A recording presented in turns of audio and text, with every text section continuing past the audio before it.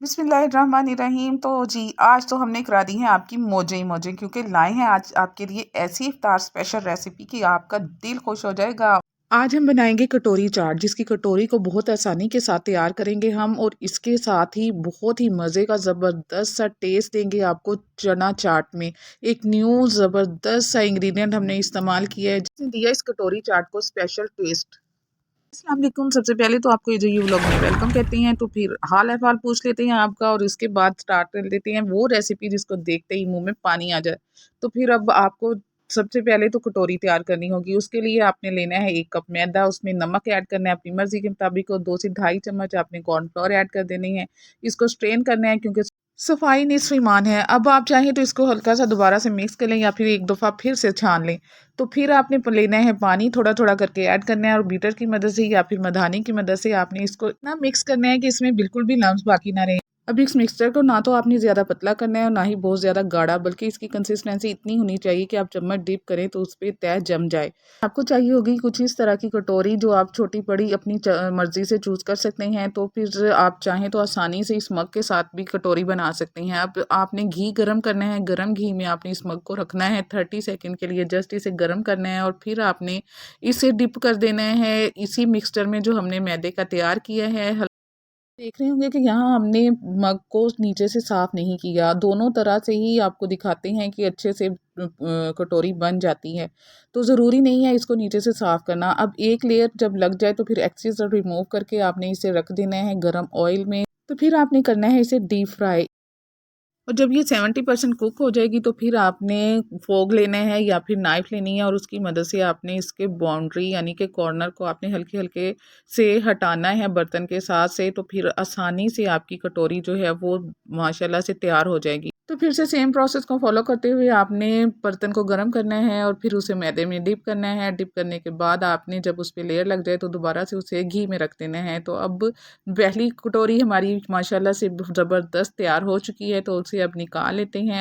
आपने ये तमाम प्रोसेस केयरफुली और मीडियम हीट ऑयल पे करना है। बस ज़रा ध्यान का काम है, बाकी और कुछ मुश्किल नहीं है। बिना टेंशन लिए आप इसके अंदर भी ऑयल गरम गरम डाल सकते हैं, क्योंकि ये स्टील का है, इससे कुछ फ़र्क नहीं पड़ना। तो अब आप चाहें तो इसी मग के साथ तमाम कटोरियाँ बना लें, और मैं प्रेफर भी आपको यही करूँगी कि बहुत आसान है मग के साथ कटोरी बनाना। और अगर आप कटोरी के साथ बनाना चाहते हैं तो फिर वो ट्रिक भी आपको बताते हैं कि आपने पहले कटोरी को गर्म करना है, गर्म करने के बाद फिर आपने इसे डिप करना है जो मिक्सचर हमने तैयार किया हुआ है उसमें, और फिर आपने इस प्याली को उठा के रख देना है घी में।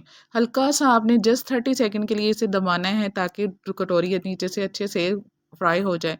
तो जस्ट 2 मिनट में आपकी ज़बरदस्त सी कटोरी तैयार हो जाएगी। तो जहाँ चाट हो वहाँ इमली की चटनी ना हो, ये कैसे हो सकता है? तो 1 कप इमली की चटनी को हमने 1.5 से 2 कप पानी में भिगो दिया आधा घंटा पहले। फिर उसे हमने गुठलियाँ निकालने के बाद ग्राइंड कर लिया, और स्ट्रेन करने के बाद हमने पैन में ऐड कर दिया। फिर उसमें हमने शुगर ऐड कर दी, 1 कप नमक ऐड कर दिया, और 1 चम्मच हमने सुर्ख मिर्च ऐड कर दी। जस्ट 2 मिनट कुक किया, शुगर अच्छे से मेल्ट हो गई तो 2 चम्मच इसमें विनेगर ऐड करके दोबारा से 1 मिनट आपने कुक करना है। ये जनाब खट्टी मीठी इमली की चटनी तैयार है। तो नेक्स्ट चना चाट तैयार करने के लिए हमने यहाँ चने बॉईल कर लिए, 1 कप चॉप कर लिया हुआ कुकम्बर ऐड कर दिया, 1 अदद हमने टमाटर ऐड कर दिया चॉप किया हुआ, और 1 अदद बॉइल्ड पोटैटो ऐड कर दिया। इस चना चाट के टेस्ट को नया ट्विस्ट देने के लिए हमने 1 कप मैक्रोनी ऐड कर दी, जिसको ऐड करते हुए तो हमें अंदाज़ा नहीं था, लेकिन जब इसे खाया ना चना चाट के साथ मैक्रोनी का, इतना मज़े का टेस्ट लगा ना, खाने वाला दाद दिए बिना ना रह सका। तो इसीलिए हमने सोचा कि चलें आपसे भी ये मज़ेदार सी रेसिपी शेयर करते हैं। अब इसमें मज़ीद हमने 1 टीस्पून नमक ऐड कर दिया। आप अपनी मर्जी से इसकी मिकदार कम या ज़्यादा कर सकते हैं। 1 टीस्पून हमने चाट मसाला, और 1 टीस्पून ही हमने ब्लैक पेपर ऐड कर दी। मिक्स करते करते याद आया, अरे भाई प्याज तो रह ही गए, तो फिर झट से उन्हें भी ऐड करने के बाद हमने दोबारा से मिक्स किया, और फिर हमने कटोरियाँ तैयार करनी शुरू की।